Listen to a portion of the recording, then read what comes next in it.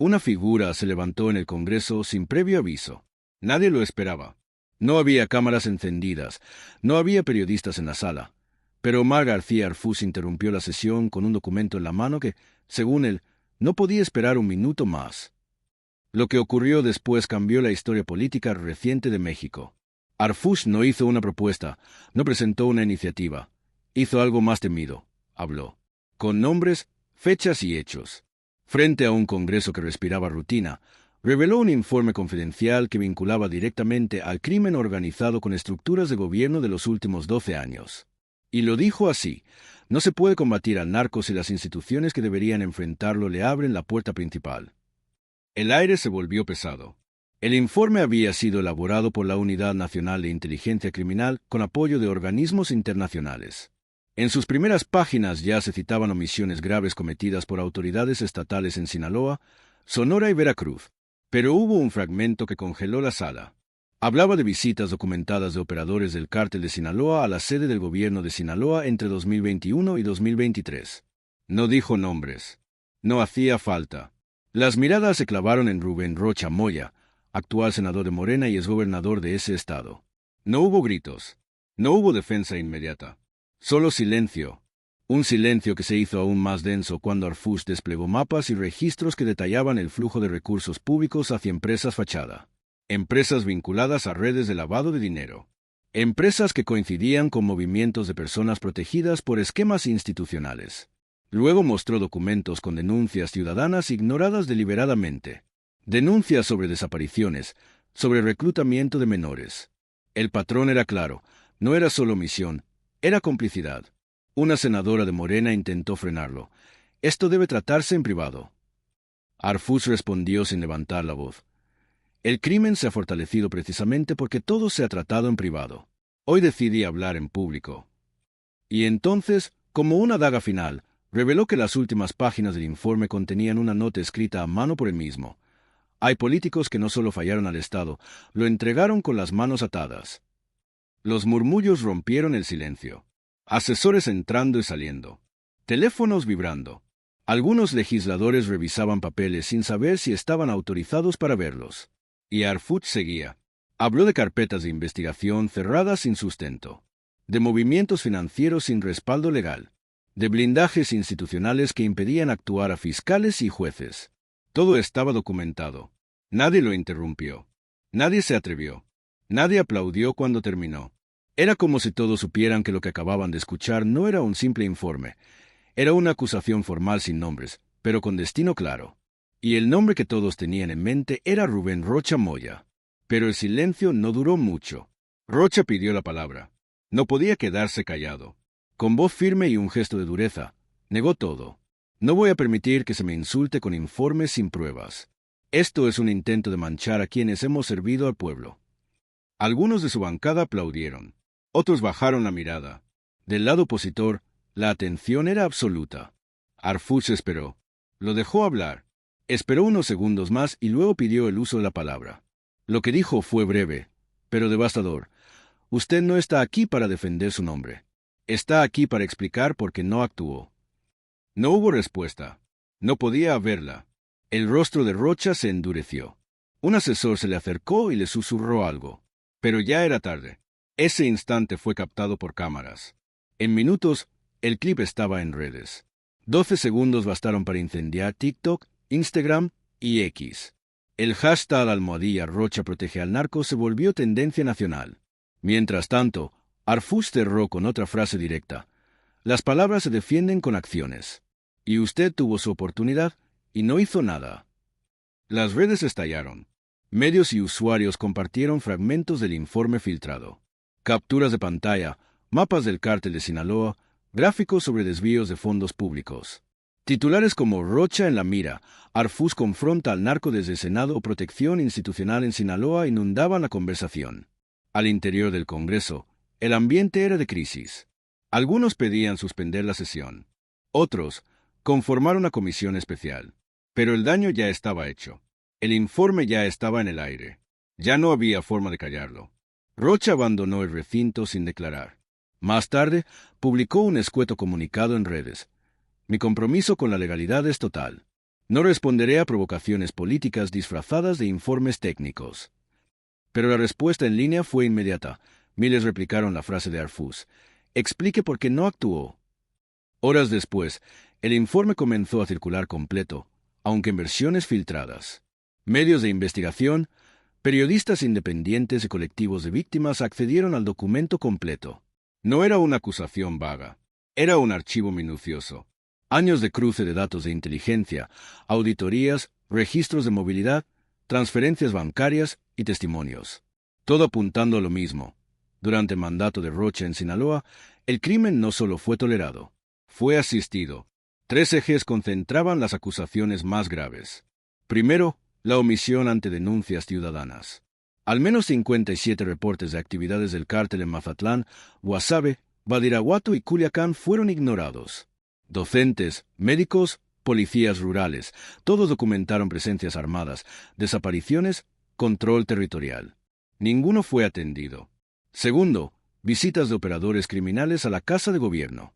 No se registraron reuniones formales, pero sí entradas confirmadas y movimientos bancarios sospechosos en esas mismas fechas. Tercero, el desvío de más de 74 millones de pesos a empresas sin personal, sin domicilio fiscal, vinculadas a nombres ya investigados por lavado. Estas evidencias llevaban años bloqueadas. Muchos de los funcionarios que impidieron su avance hoy están siendo citados por la Fiscalía General. 3 carpetas cerradas entre 2021 y 2022 fueron reabiertas tras el informe. Esto no es nuevo, declaró una fuente del Ministerio Público. Lo sabíamos, pero no había voluntad política. Hoy la hay. Y Arfus, en entrevista, fue claro. Los criminales con corbatas son más peligrosos que los que disparan. Porque matan desde adentro, con sellos, con licitaciones, con nombramientos. Eso no lo podemos permitir más. La frase se volvió viral, compartida por periodistas, colectivos de desaparecidos, hasta agentes en activo. La discusión pública ya no era si Rocha era culpable. Era porque nadie lo señaló antes. En Culiacán, Guasave, Mazatlán y Los Mochis comenzaron vigilias ciudadanas. Carteles que decían la omisión también mata se desplegaron en plazas. En la Ciudad de México, manifestantes exigieron quitarle el fuero a Rocha. Y mientras la clase política intentaba digerir el golpe, los ciudadanos ya habían tomado postura. Las vigilias encendidas en Culiacán no eran simbólicas. Eran gritos mudos contra un sistema que durante años había mirado hacia otro lado. Veladoras, fotos de desaparecidos y pancartas escritas a mano aparecieron frente a las oficinas del Congreso Estatal. No es odio, es memoria, decía una. Otra, más cruda, resumía lo que muchos pensaban. Rocha sabía, y no hizo nada. Las manifestaciones comenzaron a crecer sin que hubiera una convocatoria formal. Fueron espontáneas, alimentadas por la indignación viral de los últimos días. Y es que el informe que Arfus reveló en el Congreso no era solo una bomba política, era una herida abierta para cientos de familias. Porque detrás de cada carpeta ignorada, de cada empresa fachada, había vidas perdidas. En redes, las pruebas del documento se diseminaban como fuego. Capturas de pantalla con sellos oficiales, diagramas de rutas del narco que coincidían con vacíos institucionales. La narrativa ya no estaba en manos del gobierno. La tenía el pueblo. Pero lo más revelador aún estaba por venir. Una fuente de la Fiscalía General confirmó que el informe había activado de inmediato un operativo de auditoría en Sinaloa. No para castigar a Rocha directamente, aún cubierto por el fuero, sino para revisar el entramado que lo rodeó. Secretarios, directores de áreas, funcionarios de segundo y tercer nivel que firmaron transferencias, archivaron denuncias y desviaron fondos. Algunos, al ser contactados por medios, negaron rotundamente haber actuado con dolo. Otros no contestaron. Pero hubo 2 que, bajo condición de anonimato, aceptaron colaborar con la Fiscalía. Nos dijeron que era orden del gobernador, que no preguntáramos, solo firmáramos. La declaración, aunque no oficial, fue la confirmación de algo que ya se intuía. El silencio fue política de Estado. En paralelo, colectivos de madres buscadoras en Sinaloa emitieron un comunicado conjunto. Mientras nosotras rastreábamos cuerpos con las manos, ellos firmaban contratos para desaparecer el dinero. La frase golpeó más fuerte que cualquier discurso legislativo. Fue replicada por medios, activistas y ciudadanos. Se volvió consigna. Y mientras tanto, Rocha Moya no daba señales claras. Sus redes se mantuvieron en silencio por 2 días. No hubo conferencias. No hubo entrevistas. Algunos de sus aliados más cercanos intentaron defenderlo, pero con poca convicción. Varios senadores de Morena evitaron pronunciarse. Solo uno lo hizo, en un breve tuit: es momento de enfrentar la verdad, no de esconderla. No mencionó a Rocha, pero el mensaje era claro. La soledad política comenzaba a cercarlo. El golpe más inesperado llegó desde dentro del partido. Una diputada federal de Morena solicitó formalmente a la mesa directiva del Senado que se evaluara el retiro del fuero parlamentario al senador Rocha Moya para que pudiera ser investigado como cualquier ciudadano. El documento, aunque simbólico en su etapa inicial, fue recibido con sorpresa. Nadie lo había anticipado. La presión interna se hacía visible, y el quiebre dentro del partido ya era inevitable. En los noticiarios de la noche, el tema era uno solo. Editorialistas, analistas y exfuncionarios comentaban lo mismo. Arfús había desatado una sacudida institucional sin precedentes. No con gritos, no con espectáculo, con hechos. Este no es un escándalo más, dijo un periodista en cadena nacional. Este es el inicio del derrumbe de un pacto que muchos sabían que existía, pero nadie quería nombrar. Mientras tanto, Arfús guardaba silencio. No dio entrevistas. No emitió comentarios adicionales. Solo una breve declaración por escrito. No se trata de mí. Se trata de lo que elegimos ignorar por años. La frase fue citada por decenas de portales, incluso por políticos de la oposición, que pedían que el informe completo fuera debatido públicamente en sesión extraordinaria. La Fiscalía, por su parte, comenzó a filtrar avances. Ya se habían reabierto 3 expedientes. Ya se habían girado citatorios a exfuncionarios. Ya se había iniciado un rastreo de operaciones bancarias relacionadas con los contratos sospechosos. Y lo más preocupante para Rocha, la UIF, Unidad de Inteligencia Financiera, había solicitado congelamiento temporal de varias cuentas asociadas a los prestanombres identificados en el informe. Pero el país no solo miraba al Congreso, miraba a las calles, porque lo que se gestaba no era solo una investigación política, era una respuesta ciudadana inédita. En Mazatlán, estudiantes universitarios organizaron una cadena humana desde la Facultad de Derecho hasta la sede del Congreso Estatal. No es revancha, es justicia, leyeron en voz alta frente a la prensa. En Guasave, un grupo de docentes suspendió clases durante 1 hora y colgó mantas con mensajes como «Nuestros alumnos desaparecen, sus responsables cenan con políticos». La narrativa había cambiado. No era un ataque entre partidos. No era una guerra de declaraciones. Era un espejo. Y lo que reflejaba era incómodo para todos. Porque Rocha no era el único. El informe mencionaba estructuras que operaron bajo gobiernos estatales en Veracruz y Sonora. Se hablaba de redes de complicidad que permitieron al narco expandirse como una red de raíces silenciosas. Y Arfús, al presentarlo, no solo señaló a un individuo, señaló a un sistema. Mientras tanto, en la capital, se preparaba la segunda sesión de la Comisión de Seguridad. Arfús volvería a hablar. El Congreso estaba blindado. Medios, ciudadanía, diplomáticos y hasta enviados de organismos internacionales habían solicitado acceso. No se trataba de una exposición técnica. Era, como muchos lo habían comenzado a llamar, el juicio moral del Estado. Pero Arfús no llegó con documentos. No trajo carpetas. Solo pidió 5 minutos. Subió al estrado y dijo: durante años, el crimen creció mientras algunos fingían no verlo. Otros, más cobardes, lo protegían desde sus escritorios.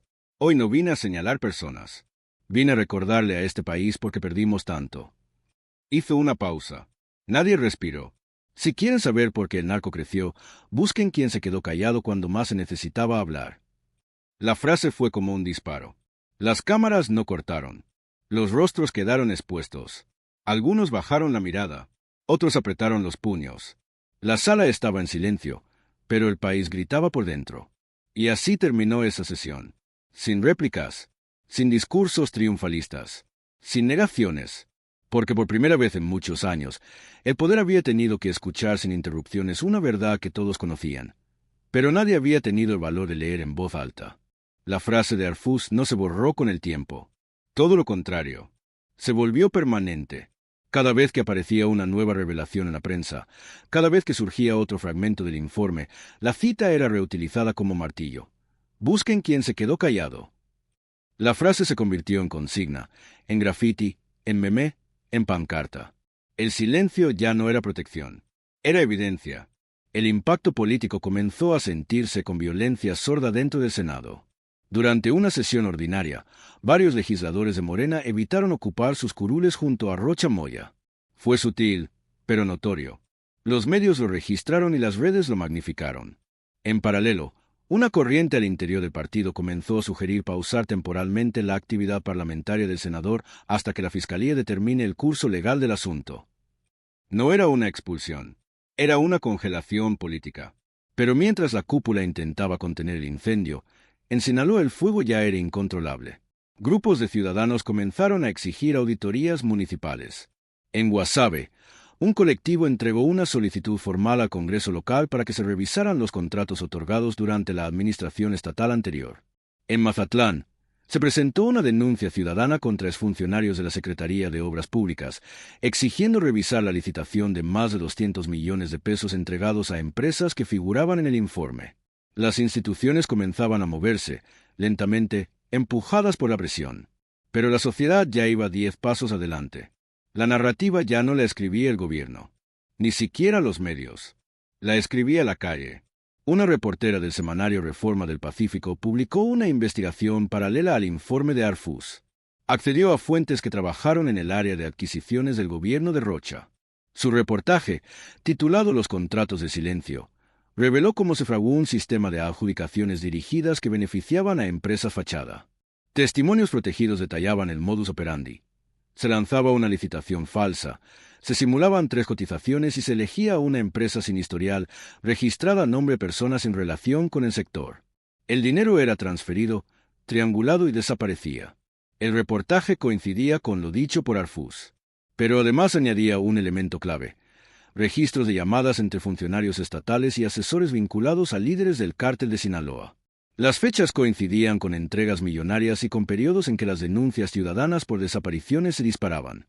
El peso de las pruebas era ya abrumador. Y aún así, Rocha Moya no renunciaba. No se defendía más allá de comunicados breves, escritos en tono institucional, cargados de frases genéricas. Pero no respondía a lo esencial. ¿Por qué no actuó? Ese vacío fue llenado por la opinión pública con una contundencia sin precedentes. Exfuncionarios, periodistas, académicos y hasta exmilitares comenzaron a publicar textos, columnas y entrevistas en las que relataban cómo la estructura estatal en Sinaloa había sido penetrada. No de forma caótica, sino con precisión quirúrgica. No con violencia, sino con favores, contratos y omisiones. El crimen no había invadido al Estado. El Estado le había hecho espacio. Y en ese contexto, la Fiscalía General solicitó de manera formal la conformación de una comisión especial del Senado para revisar el fuero del senador Rocha Moya. La noticia cayó como plomo. Era la primera vez que se planteaba de forma legal una medida que, aunque no garantizaba juicio inmediato, se abría la puerta a una imputación directa. El Senado entró en crisis. La bancada oficialista se dividió. Algunos defendían la autonomía del legislador. Otros, más cautos, pedían dejar actuar a las instituciones. Pero lo cierto es que en privado varios admitían que ya era indefendible. El informe era solo la punta del iceberg.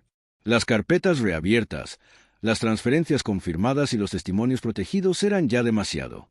La presión aumentó con una acción inesperada.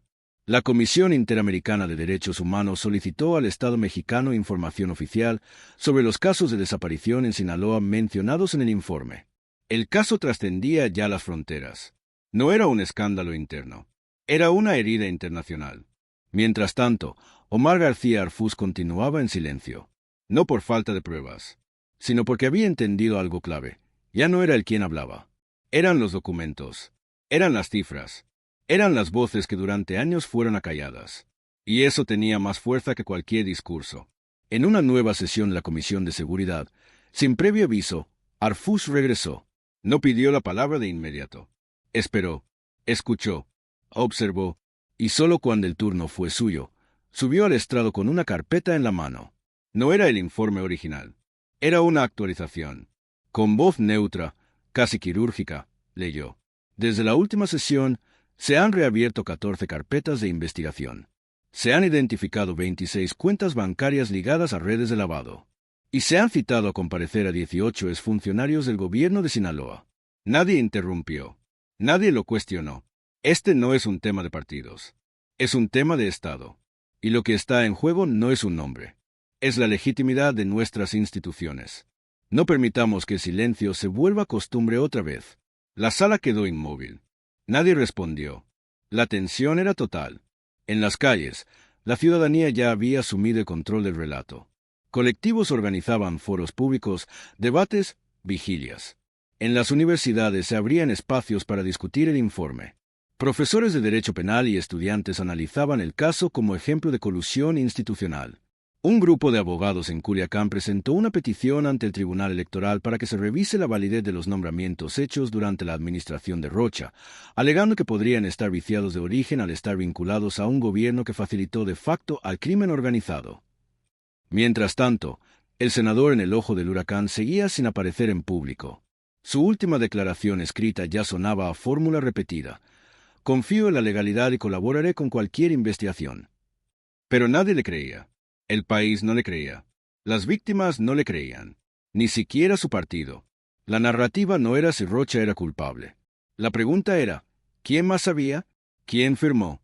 ¿Quién cayó? ¿Quién permitió que durante años los expedientes se archivaran mientras las familias enterraban a sus hijos? El juicio había comenzado. No en un tribunal. No en el Senado. En las plazas, en las aulas, en los noticieros, en las redes.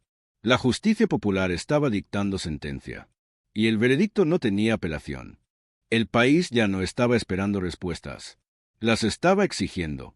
En cada esquina, en cada conversación, en cada muro digital, la consigna era clara: que caigan todos.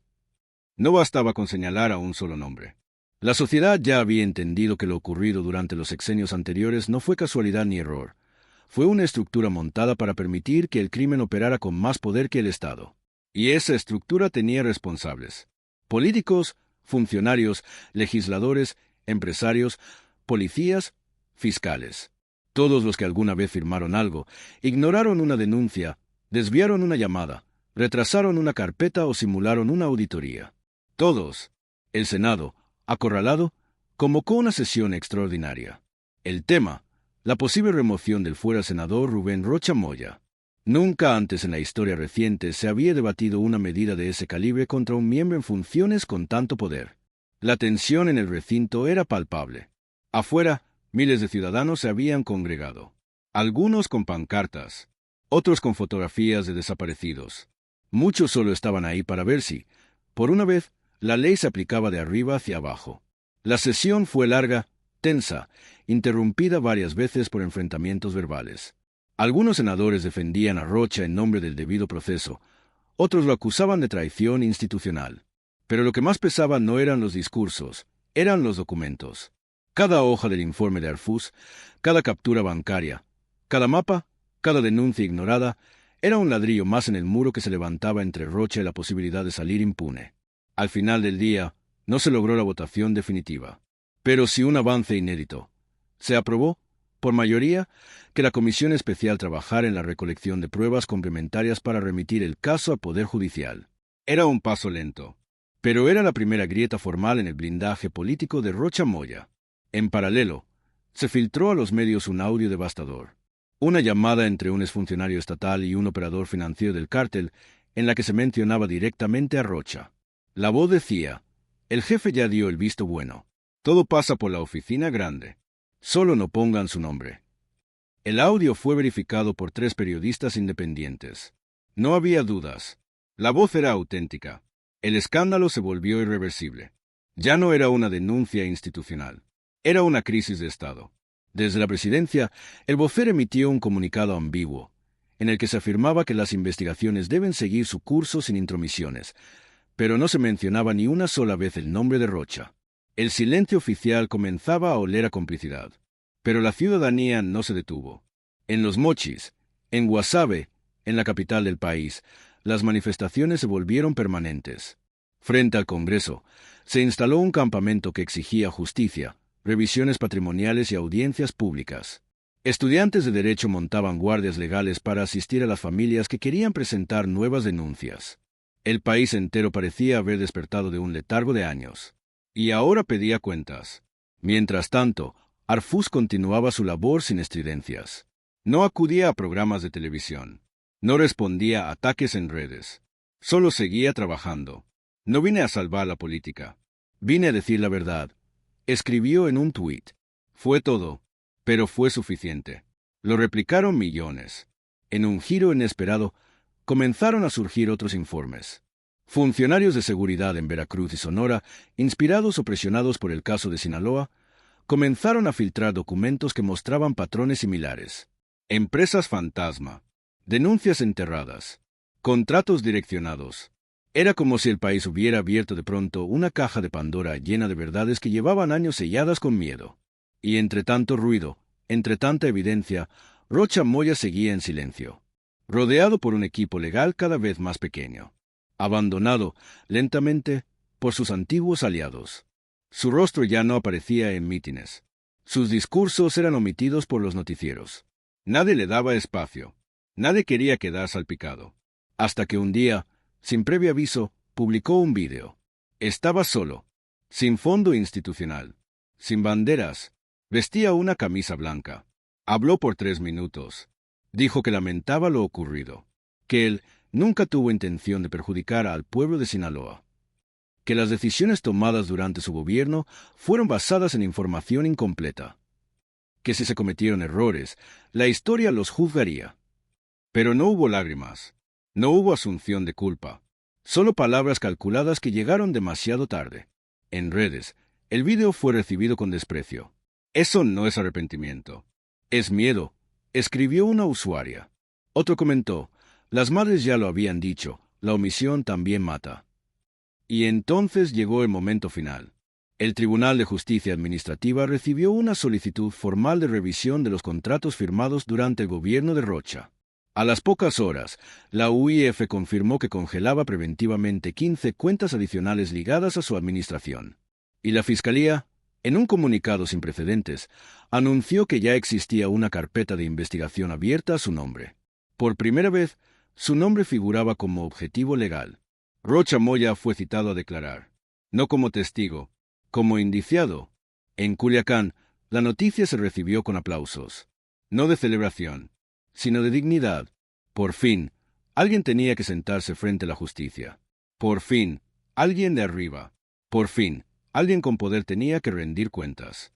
La noche siguiente, una cadena nacional dedicó su noticiero completo al caso. Entrevistaron a familiares de desaparecidos, a analistas, a funcionarios retirados. Una mujer, madre de un joven reclutado por el narco en 2021 y nunca más visto, cerró el programa con una frase que no necesitó edición.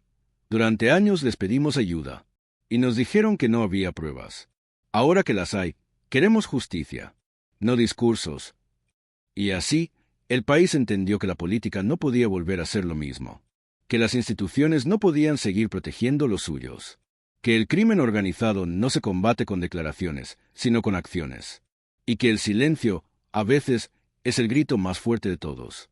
Omar García Harfuch había hecho lo que nadie se atrevió durante décadas: hablar con pruebas, señalar sin miedo, mirar a los ojos a los responsables. Y aunque su cruzada apenas comenzaba en términos legales, el juicio que realmente importaba ya se había dictado, el de la conciencia colectiva de un país cansado de callar. Esa tarde, en una sesión ordinaria del Congreso, un legislador pidió la palabra. Nadie lo interrumpió, nadie lo cuestionó, y con voz baja, dijo, a partir de hoy, cualquier silencio será cómplice. Y por primera vez, todos los presentes aplaudieron.